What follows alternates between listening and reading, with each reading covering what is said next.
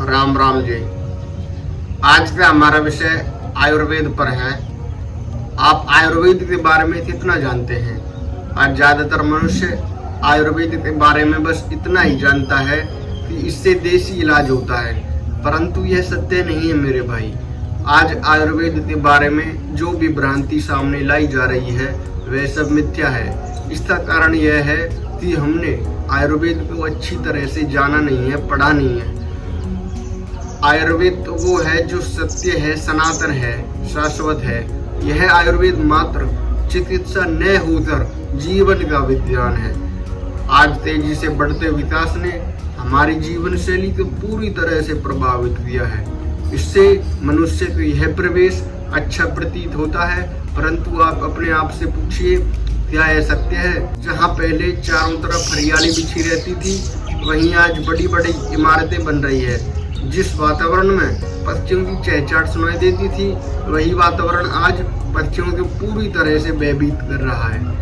आज आदमी दिन और रात में अंतर ही भूलता जा रहा है। पैसे कमाने की होड़ ने मनुष्य के जीवन में इस हद तक बदलाव किया है कि मनुष्य स्वास्थ्य और पोषक देने वाली चीजों को दिन प्रतिदिन भूलता जा रहा है। और मनुष्य यह भी जानता है कि ये बाहर की चीजें, मांसाहार, फास्ट फूड इत्यादि हमारे लिए सही नहीं है, फिर भी जमाने के साथ चलने का जुनून हमें इनसे दूर नहीं होने देता। आज तेजी से बढ़ते विकास ने मानो आम भारतीयों की भारतीयता छीन ही ली है। हम स्वदेशी चीजों को छोड़कर विदेशी चीजों को अपना रहे हैं। भारत की इस दशा और दिशा पर जो भी सर्वेक्षण हुए हैं वो सब हैरान कर देने वाले हैं। जरा सोचिए, आज से 20-25 साल पहले ना इतने अस्पताल होते थे, ना डॉक्टर्स होते थे, और आदमी बीमार भी बहुत कम पड़ता था। यदि होता भी था तो गांव में ऐसे वैद्य या हकीम होते थे जो बीमारी की नब्ज जानने व उसे ठीक करने में माहिर होते थे, और मनुष्य बिना पैसा दिए ही ठीक हो जाता था। परंतु आज स्थिति पूरी तरह से बदल रही है। आज सब सुविधाएं होने के बावजूद भी मनुष्य दिन प्रतिदिन बीमार पड़ता जा रहा है। सबसे महत्वपूर्ण कारण है हमारी खराब दिनचर्या, गलत खान पान और शारीरिक श्रम नहीं करना। ये तीन ही सबसे महत्वपूर्ण कारण हैं जो बीमार होने के लिए सबसे महत्वपूर्ण भूमिका निभा रहे हैं। आज आदमी दिन और रात में अंतर ही भूल गया है।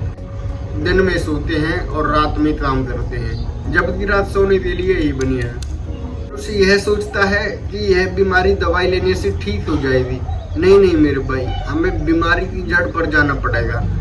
डॉक्टरों के पीछे भागने की बजाय हमें पटरी से उतर रही इस जीवन शैली को फिर से पटरी पर लाना पड़ेगा।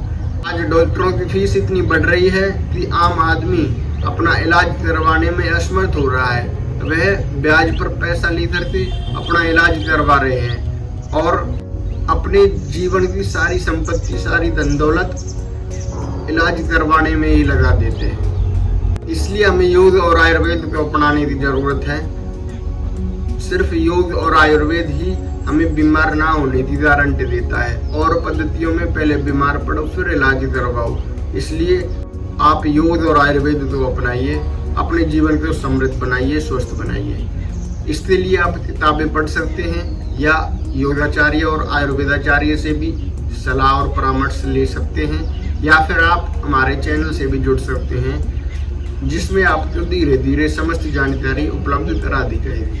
राम राम।